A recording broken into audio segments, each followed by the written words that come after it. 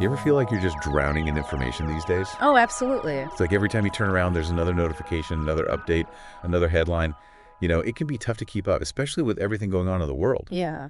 And I think for those of us who are, interested in AI and how it's changing things, it's almost like we're waiting for it to help us kind of cut through the noise, Right. help us make sense of it all, Exactly. And well, it turns out some newsrooms are actually already using AI in really interesting ways to do just that. Oh, wow. We actually have 3 articles from journalism industry publications about this, Okay.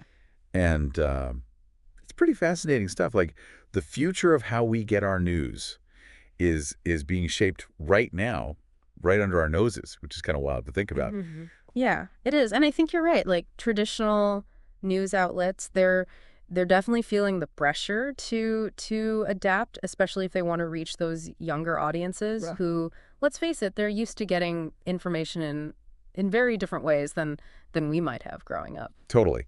Like everything's bite-sized, right? Exactly. Yeah. Like if it takes more than a scroll to get through it, forget it. Yeah.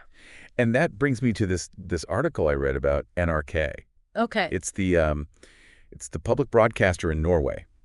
Okay. And they are using AI to create these like super short summaries of their news articles. Interesting. Yeah. And they're not just like, teasers to get you to click. Right. They're actually using AI to pull out like the most important takeaways from the article. Oh. So you can like quickly scan the bullet points and get the gist, even if you don't have time to read the whole thing. That's brilliant. I mean, talk about adding value for the reader right away. Right. Like it's all about efficiency. Yeah. Right. And they even gave this example about a city council meeting. I think it was in Oslo. Not exactly the most exciting topic usually. Well, Right? usually a page turner. No. But this particular meeting, it involved all these decisions about schools and taxes and things that would actually impact, people's everyday lives. I see. So NRK used AI to summarize like the key outcomes of this meeting. Okay. And get this, the click-through rate on that article was way higher than they normally see for that kind of like local government stuff. Wow. Well, it makes sense though, right? Because if you can quickly see how something directly affects you, you're going to be much more likely to want to learn more. Exactly. Yeah. It's like, nobody wants to wade through pages of jargon and technical details. Exactly. It's like, just tell me what I need to know. Right. Cut to the chase. And AI can actually do that for us now. Which is, yeah, incredibly powerful. It's pretty amazing. It is. Especially in this day and age, when our attention spans are being pulled in so many different directions. Totally. We're all so busy. Right. And our attention spans are like, what attention spans? Exactly. I know I'm guilty of it too. Oh, same here. It's like if it doesn't grab me after a couple of seconds, I'm moving on. Exactly. So being able to see that quick summary, it's like, okay, is this worth my time or not? Exactly. It's like a superpower for news, which is, I think it's pretty cool. Okay, so it's pretty cool that AI can basically give us like the Cliff Notes version of the news now, which is honestly Yes. super useful, right? Yeah. But I'm curious about like the actual process. Like how are newsrooms actually, integrating these AI tools into their workflow? Right. Because it's one thing to have the technology, but it's another thing to actually like get people to use it, right? Absolutely, yeah. It has to actually work. It has to be user-friendly. Exactly. And this article about Aftonbladet, it's I think it's one of the biggest news outlets in Sweden. Okay. They did something really interesting. They created what they call an AI hub. An AI hub. Yeah. Like how cool does that sound? That's pretty cool. I mean, it sounds like they're really like fully embracing the potential here. Right. And what they realized is that, you can't just like throw some fancy AI software at journalists and expect them to like immediately know what to do with it. Right. So they put together this whole team, like journalists, developers. They even had like a UX designer on board Smart. to really figure out like how to build these tools in a way that's actually useful for the people who are going to be using them every day. Yeah, because imagine there's like a learning curve. Oh, totally. And not everyone's like a tech whiz. Exactly. But yeah, so they have this whole like suite of AI tools now, which I love this. They call it their AI buffet. Okay. Like how great is that? That's pretty great. Like come and get your AI tools, take what you need. Take what you need, right? And some of these tools are like seriously impressive. Like there's this one called like a buddy reader. And it basically helps writers like with their writing. Okay, like a grammar checker on steroids or something. Kind of, but like smarter. like it can tell if you're, accidentally repeating yourself, which, let's be honest, we've all been there. Oh, all the time, especially when you've been staring at the same document for like 5 hours straight. Right. It's like your brain just like shuts off. Exactly. You need that like fresh perspective. Yes. And then they had this other tool called the like youth assistant, and this one is like all about understanding what younger audiences are interested in. Oh, wow. So it can help journalists like tailor their content and make sure it's actually, relevant to that audience. Okay, so they're really thinking about the future of their readership. Exactly. Which, let's face it, is important for any news organization that wants to, like, stay afloat. Oh, absolutely. And then on top of that, they even have AI tools for things like SEO optimization, to make sure that their articles are actually like showing up in search results and stuff. Which is huge. I mean, these days, if you're not online, you might as well not even exist, right? Right. It's like the internet is the new front page, Totally. So it sounds like Afton Bladett is really positioning themselves to be like at the forefront of this whole AI and journalism movement. It really seems that way. It makes you wonder, like, are newsrooms going to start looking a lot more like tech companies in the near future? I mean, it's possible, right? But at the end of the day, I think it's important to remember that journalism is about like more than just technology, right? Like it's about storytelling. Yeah. It's about holding people in power accountable. It's about like reporting on the issues that matter. Right. The human element is still so important. Exactly. And these AI tools, they can like help journalists do their jobs better and more efficiently, for sure. Yeah. But at the end of the day, like they can't replace human judgment.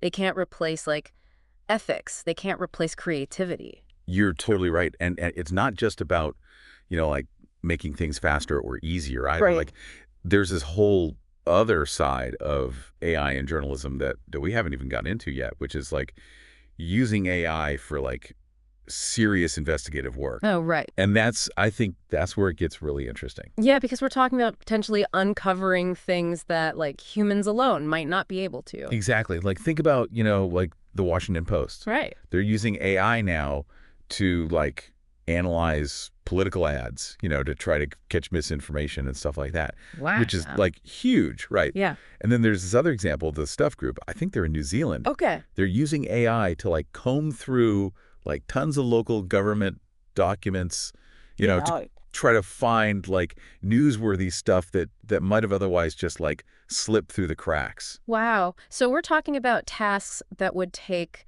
like a team of humans weeks, if not months, to do that AI can now potentially do in like a fraction of the time. Exactly. It's like it's giving journalists these like superpowers, Totally, yeah. It's really incredible when you think about it. Like AI is giving journalists this whole new toolkit, right? Totally, yeah.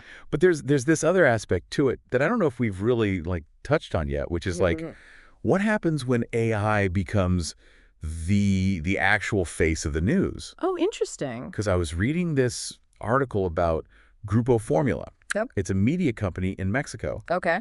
And they've created this like AI news presenter. Really? Named Nat. Nat. Yeah, and get this, Nat is like specifically designed to present like entertainment news and soft news to like younger audiences. Interesting. So they're really thinking about like targeting specific demographics with this? Right. Exactly. Like they're not trying to replace, their experienced like human anchors with an AI. Right. But they're acknowledging that, maybe a younger audience is going to be more open to getting their news from an AI, especially if it's, not necessarily like hard-hitting news. Right. Like it's a different kind of delivery for sure. Exactly. And it's interesting because even though Nat is, powered by AI, Grupo Formula is like really emphasizing that, like there's still human oversight involved. Okay. Like at every step of the process. Which is, yeah, that's important, right? I mean, we've talked about how AI can do all these amazing things, right, but you still need that human element to like make sure things are accurate, such to make sure like ethical considerations are being taken into account. Right. It's not like, set it and forget it. Exactly.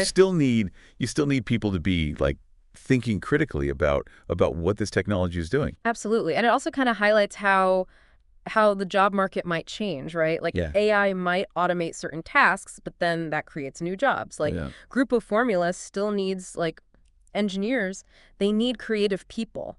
to design and manage these AI initiatives. It's like a whole new way of thinking about collaboration in a way. Totally. So, Yeah. I mean, it all kind of begs the question, right? Like, if AI can summarize articles, if it can help us write articles, if it can even, like, present the news to us, Yeah. what does that mean for the future of, like, journalism in general?